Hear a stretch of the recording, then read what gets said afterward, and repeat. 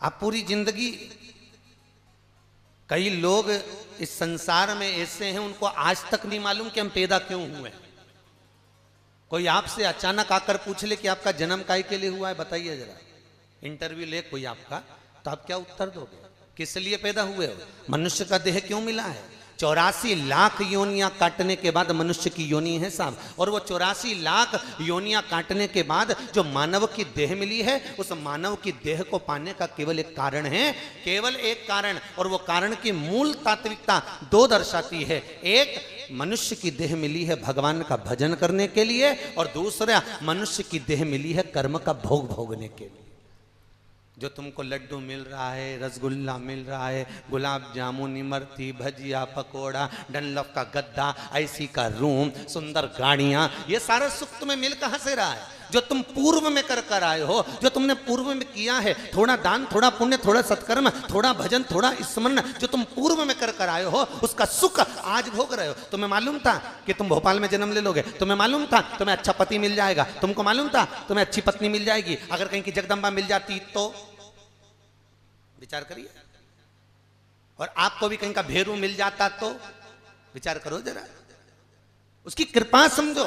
तुम्हें यह नहीं मालूम कि मैं भोपाल में जन्म ले रहा हूं, क्योंकि मां के गर्भ में जब बच्चा पड़ा रहता है, उसको यह भान नहीं होता कि मेरा जन्म किसके यहां होगा। उसको यह भान नहीं होता मैं कौन सी सिटी में, कौन सी जगह, कौन से गांव में, कौन से क्षेत्र में आऊंगा। उसको यह नहीं मालूम रहता कि मैं करोड़पति के घर में पैदा होऊंगा कि कहीं भीख मांगता मिलूंगा। उसको यह नहीं मालूम रहता कि मेरा शरीर पूरा मिलेगा कि नहीं मिलेगा। मालूम पड़े उसने कितनी कृपा करी साहब, जन्म देने से पहले कितनी करुणा करी है। प्रतिदिन अगर मेरे द्वारकाधीश को, प्रतिदिन मेरे श्री जी बाबा को रोज नमन करके धन्यवाद देना चाहिए कि तूने शरीर भी दिया तो पूरा दिया, आंखें भी दोनों दी, हाथ भी दोनों दिया, पांव भी दोनों दिया। अगर एक आध निपटा के भेज देता तो?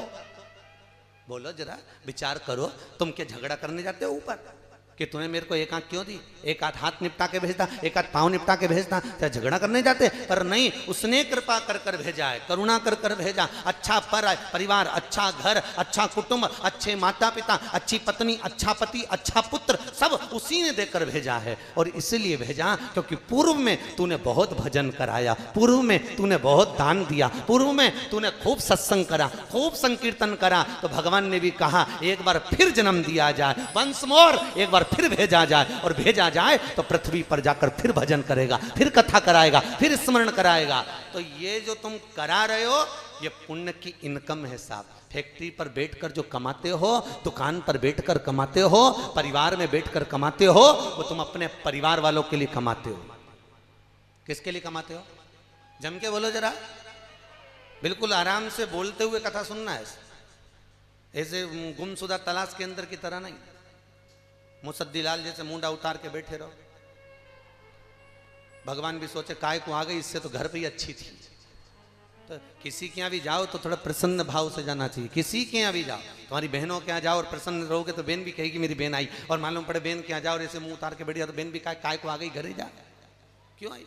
भगवान के मंदिर में, संत के दरवाजे पर, गुरु के दरवाजे पर, तीर्थ में, व्रत में, कथा में हमेशा प्रसन्न चित्त रहना चाहिए। तो भगवान को भी लगे इतना दुख होने के बाद भी प्रसन्न है, जा मेरे दरवाजे से जाएगी, ऐसी प्रसन्न बनी रहेगी। और मालूम पड़े मुंह उतार के बैठे रहो, दिन भर आंख में आंसू भर भर के रोते रहो, क्या मतलब? क्या मतलब?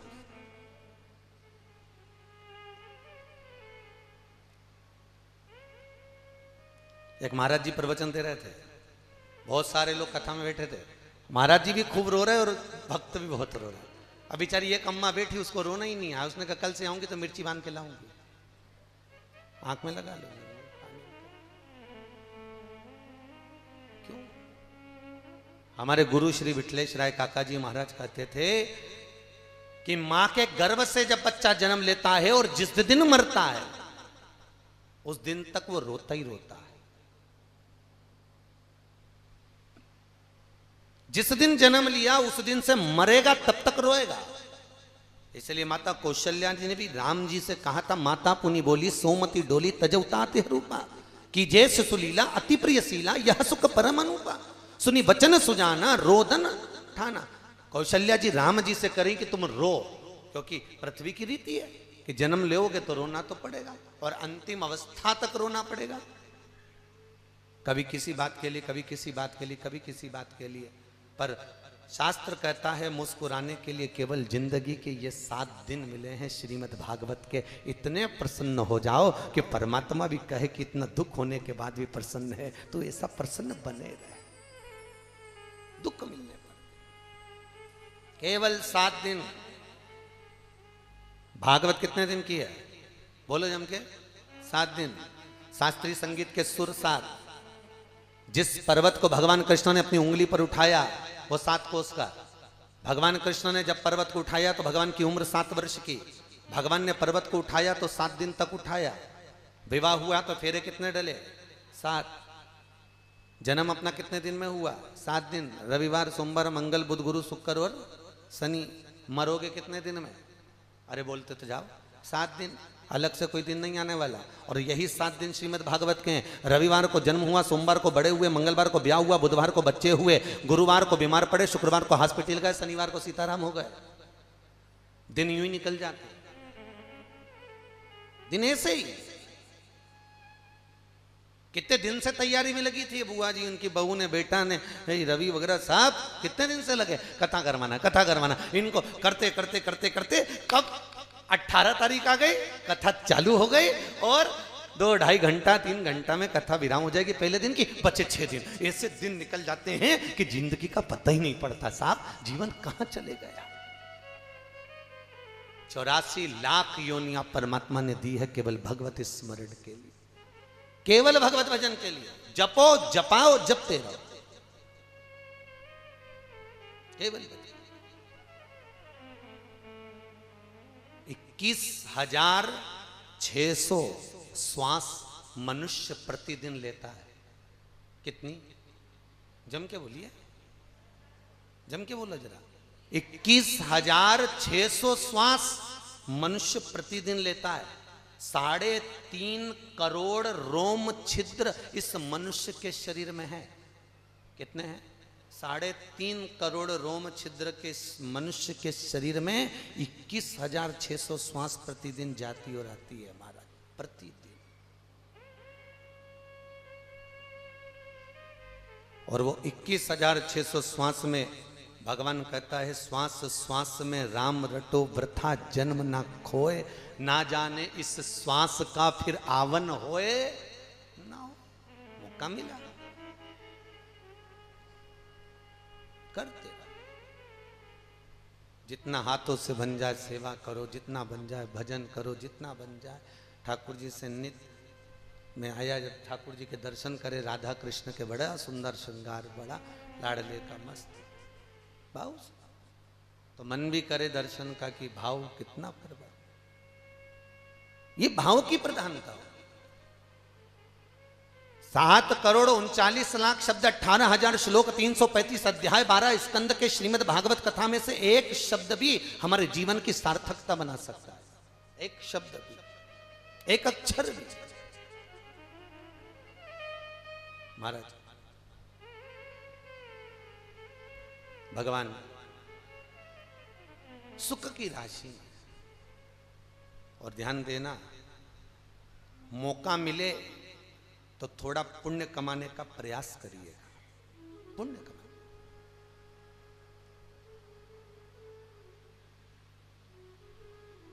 कौरवों की पूरी दुनिया समाप्त करने में केवल एक का हाथ था। कौन? कौरव और पांडवों में से कौरवों की पूरी दुनिया, कौरवों की पूरी सत्ता, कौरवों का पूरा राजपाट समाप्त करने में एक का हाथ था। शकुनी का। कौन का? शकुनी। एक। और जरा विचार करिए कौन था ये? दुर्योधन का मामा। पर सब कुछ अच्छा होने के बाद भी इसने कौरवों का पूरा वंश क्यों मिटवा दिया? उसका एक कारण था कि शकुनी कि पिता सुबाल और सुबाल की एक लड़की शकुनी की एक बहन, जो किसके साथ ब्याही थी? धृतराष्ट्र के साथ, जिसका क्या नाम था? गांधारी। दुनिया की सबसे सुंदर लड़की थी वो, सबसे सुंदर रानी, विश्व सुंदरी। कौन? गांधारी। राजा सुबाल ने आज निर्णय दे दिया, 5 दिन बाद मेरी बेटी का स्वयंवर है। भीष्म पिता को मालूम पड़ा कि राजा सुबाल अपनी कन्या गांधारी का स्वयंवर रचाए, खबर करी। भीष्म पितामह ने कहा, सुबाल जी एक काम करिए, आप अपनी बेटी मेरे धृतराष्ट्र से ब्याह दो। सुबाल ने पत्र लिखकर भेजा, इस अंधे के साथ में लड़की ब्याहूंगा, इस अंधे के साथ में?